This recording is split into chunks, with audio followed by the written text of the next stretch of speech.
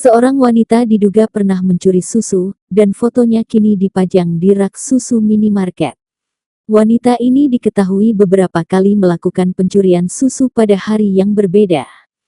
Video kejadian pencurian tersebut pertama kali dibagikan oleh akun TikTok @akeong_n06 yang memperlihatkan beberapa insiden dengan diduga pelaku yang sama. Aksi pertama wanita tersebut terjadi pada tanggal 20 September tahun 2024 dan terekam jelas oleh kamera CCTV di minimarket. Selang 2 hari, pencurian kembali terjadi pada tanggal 22 September tahun 2024.